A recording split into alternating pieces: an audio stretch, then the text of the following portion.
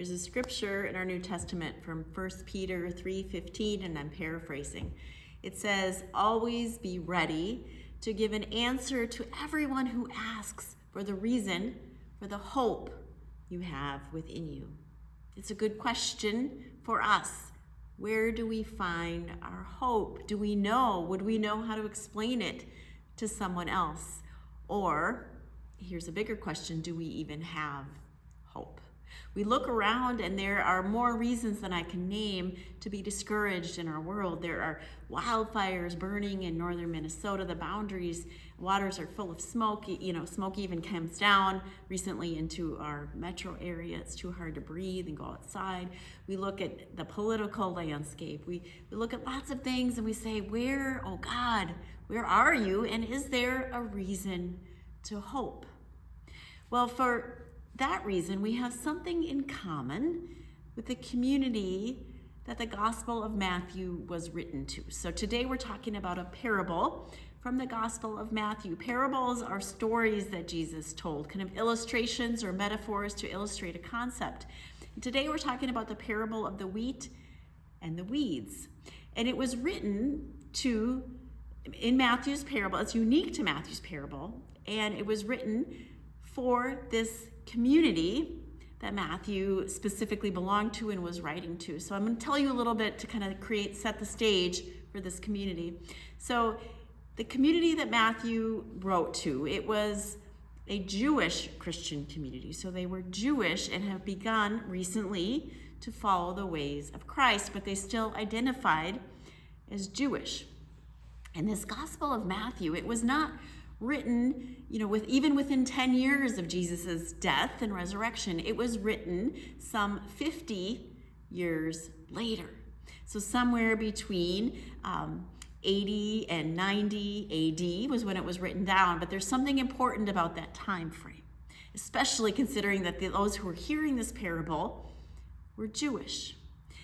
In the year 70 AD, so some 50 some years, 20 some years after, 25 after Jesus died, there was a war. And what happened was that the Jewish people, of what Matthew's community was Jewish, in Jerusalem, that Jewish community was rebelling against the Roman Empire, against the Roman oppressors who had occupied them for so many years. And so they began to have a conflict. Well, in response, Rome came to the city of Jerusalem and they surrounded it with their army. They surrounded it in the year 70 AD in April, which was during Passover. So there were lots of extra people who had come into the city during Passover. And Rome specifically chose this time to surround the city with their military. And they choked them off, meaning they didn't allow any food or supplies or any water into the city, and they caused the people in Jerusalem to starve to death and to decline for months until August, when they finally broke into the city and they took their temple, the most important religious structure and institution to the Jewish people at that time, and they set it on fire and destroyed it to the ground, and many, many, many people died at the hands of the Roman Empire.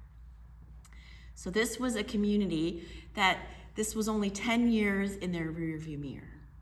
They had known what it was like to suffer, and suffer greatly at the hands of evil. And to make matters worse, they were Jewish people who were following the ways of Christ. So they were Christian Jews, and so they even had an internal strife with their fellow Jews. These Christian Jews, this community of Matthew, were being thrown out of synagogues, and physical violence or punishment was a very real consequence of not stepping in line, so to speak. And so this was a people they were traumatized, under great duress, and under stress. They were a people who were probably asking, God, where are you? What are you up to? And where can I find hope? And so steps in this parable, which, as I said, is unique to the Gospel of Matthew and written specifically intended for that community. Where do you find hope? So here's the parable that Jesus tells. there was a farmer. Jesus loves to give illustrations using agriculture. We heard one just last week. In this circumstance, parable, he also talks about a field, and there was a farmer. And this time the farmer sowed seed in the field, and it was good seed. And overnight, under the cover of night and darkness, an enemy came and sowed bad seeds. So the good seeds grew into wheat and the bad seeds grew into weed. And as the workers began to notice that there was both wheat and weed, they asked the farmer, should we pull out the weeds? And the farmer said, no, just let it be. When it's harvest time, then we will take out the weeds and we will burn them up. And we'll put the good wheat in the barn. And so here's where the hope is for that community of Matthew. Jesus gives an explanation. What does this all mean? So he says the field is the world, and the good seed or the wheat seed are the children of God. And the bad seed, the weeds, are all those who do evil. And they grow up together until at the end of the age or the end of time, the angels will come at God's direction, and they will take all of those bad people and they will throw them in the fiery furnace, and all of the good people will be rewarded. And so it's very neatly categorized as some people are good and some people are bad, and God is going to take those bad people and they will get what's coming to them. Well, if you're a community like those hearers from the community of Matthew, this would be good news. When you are a community under that kind of trauma and stress, it's pretty easy to say that person's a friend and that person's an enemy. That person's good and that person's evil. That person's killing me, my family. That person's not. But 2,000 years later, and with a little bit of perspective, it's not quite so easy to say that person's good and that person is evil. We know a little bit more 2,000 years ago about the impacts of environment, about childhood trauma, about mental illness. We know that it is not so easy to categorize people as good or bad. And this is precisely the dilemma that Martin Luther encountered when he felt like in his days in the monastery as a Catholic monk, he began to feel that God was displeased with him. And he began to ask the question, how good is good enough for God to love me? How do I know I'm wheat instead of a weed? What can I do to ensure that I am in God's good graces and I'm not one of those weeds over there? It's not so easy. And so Martin Luther finally came to the conclusion that you and I and everyone, we are a mixture. There is nothing we can do to be good enough to not be a weed. But there's nothing we can do that's bad enough to not make us wheat. Everybody is kind of a mixture of wheat and weed, a weedy wheat plant, so to speak. And every one of us is loved by God. So that's the conclusion that Martin Luther draws, and his conclusion I think makes a lot of sense when I look at myself and my life and really a lot of self-awareness, and I will proclaim the same thing that the Apostle Paul did in Romans chapter 7. I do the things I don't want to do. I don't always behave the way I want to. I am a mixture of wheat and weed, but so is everyone else. And so we can't neatly categorize people as wheat or weeds like the parable does, but nonetheless, I think there is a lot of wisdom and a lot of hope in this parable. Letting go of the idea that people are wheat or weed, we can acknowledge that we live in a world or a field where there is wheat, good things, sources of good love and light and goodness, and there are weeds in this world. There is evil. There are things that are systemic in our world that cause trauma, that cause harm. So this parable was written about a specific kind of weed called the bearded darnel. Now the bearded darnel was deceptive. Just like evil in our world can be kind of deceptive. Sometimes it's hard to point to, well, that's evil and that's not. It's deceptive because it looked exactly like the wheat, which is why they couldn't pull it out for a while. And this bearded darnel also had roots that entangled and intertwined with the good wheat, and so it choked the life out of the good wheat. Same goes with evil in our world. Sources of evil can kind of be deceptive and intertwine with sources of good, and they are toxic to our world.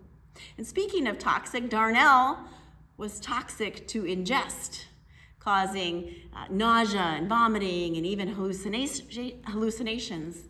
So there are weeds in the world, the weeds that are not good for the world. And the weeds live among the wheat. In our world, we live in a place where there is always and always will be both good and bad.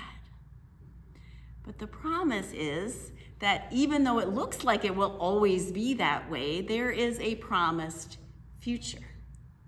God is a good gardener. And the promise is that in the end, ultimately, end of time, whether when we get to heaven or when Jesus returns, we don't know when that will be, but ultimately there will be this grand restoration where all the weeds are taken care of. We will live in a garden, in a field where everything is good. That's the promise, and that's where our hope lies. So while we look around and we say we live in a world that is full of weeds, but there's also wheat, we look around, we see the wheat is good, and we trust that God will take care of the weeds. And how do we know it? Because it's a promise. And the very first sign of that promise was Easter Sunday. It was the weeds, the weediness of the world, that killed Jesus and crucified him. The weeds of sin like greed and pride and jealousy and fear and all of those dark forces crucified Jesus. But on Easter Sunday, God said, those weeds are no match for me. And Jesus rose again and defeated death and evil. And this is the first sign of the complete restoration to come. And it's a restoration and a promise that belongs to you and to me. So where do I find hope? I find hope in Easter Sunday. I find hope in the promise that everything is okay in God's time frame. In the end, if it's not okay, it's not the end. I find hope in Easter Sunday. I find hope and trust in a promise of God who is a good gardener, who will take care of the weeds. I find hope in, again, paraphrasing Revelation chapter 21, that describes our promised future, where there are no more tears, no crying, and no pain. God is a good gardener. We look around and we see wheat plants all over the place, and we trust and we know that in God's timing, God also takes care of the weeds. Thanks be to God.